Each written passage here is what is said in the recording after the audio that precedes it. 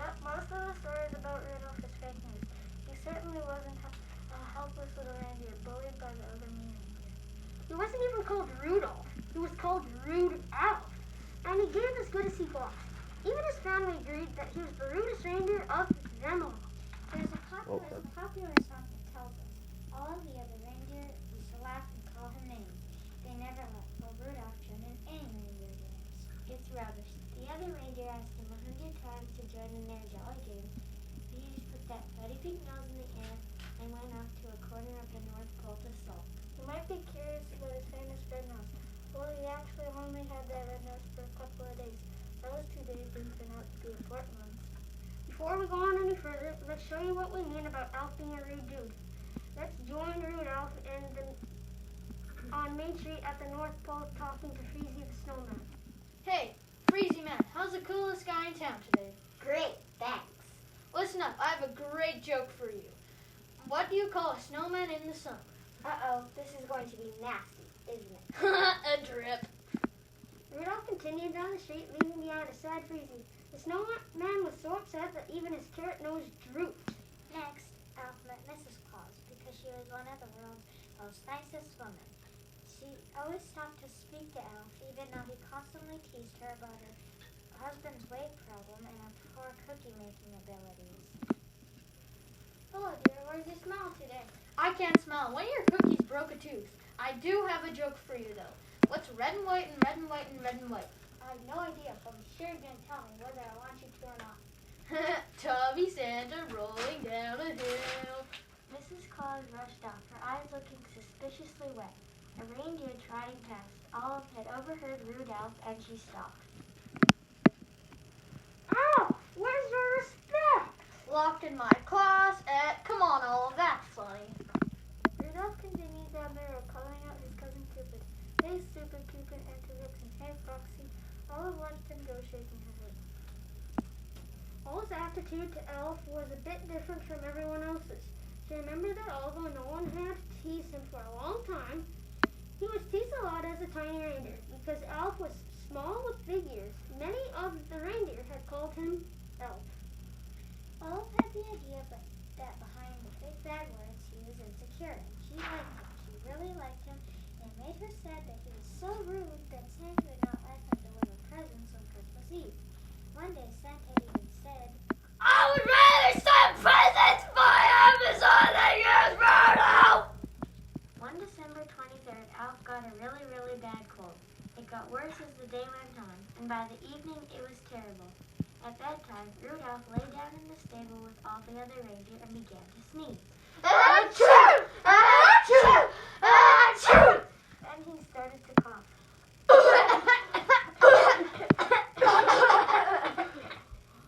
Then he got a headache and began to groan.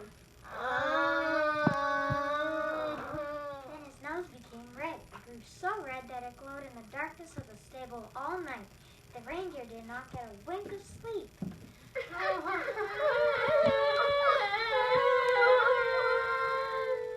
Next morning, everyone was exhausted.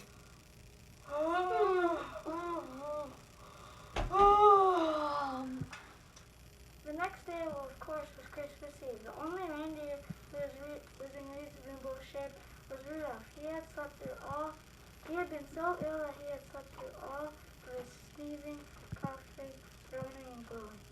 He did keep blowing his big red nose all day, but apart from that, he felt just fine. Santa set off at the usual time on Christmas Eve, his sleigh packed with presents and excitement racing around his heart. He called out to his trusty team of reindeer. Dash way! Dash way! Dash way, oh! Within a few minutes, Santa was worried, very worried. No dashing was happening. Global warming had caused the North Pole's thickest fog ever, and the reindeer were so exhausted from the lack of sleep that they quickly got confused. Santa realized they were flying around in a circle, and the lights he saw below were those of his own house. Although his wife let him take all the credit, Mrs. Claus was the real brains of the family. He decided to run the sleigh and ask her what to do. As he strode towards the house, he heard Rudolph's harsh tones coming from the glowing stable. Hey, Elf, what do you get if you cross Santa with a duck. No idea? You get a Christmas quacker. Quack, quack, quack. Quack-a-doodle-doo. Santa was usually cheerful and calm, but tonight he was so worried about failing in his gift delivery duties that he suddenly became fiercely angry. He ran into the barn to confront Elf. Rude Elf was alarmed, and a distressed Santa burst into the barn. Although he would have hated to admit it, he really liked Santa, and he had never seen him looking so upset before. He trotted forward. Santa, is something the matter? Can I do anything to help? Santa looked at Elf going at no. Then he had a wonderful idea, a wonderful, awesome idea. What might he do? Rudolph, will you guide my sled tonight? Me? You want me to guide your sleigh tonight? Woohoo! Woohoo! Woohoo!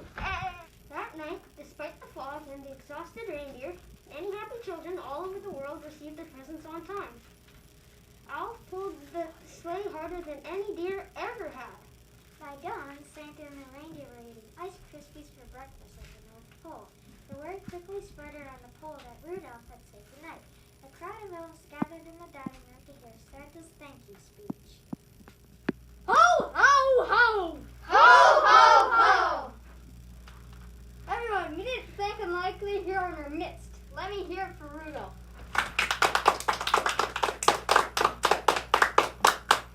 When we needed him, he stepped up. Let's give 3 cheers for Rudolph. Hip hip! Hooray! Hip hip! Hooray! Hip hip! Hooray! That was Olive was so delighted that she stood on her back legs and high-fived Elves heartily.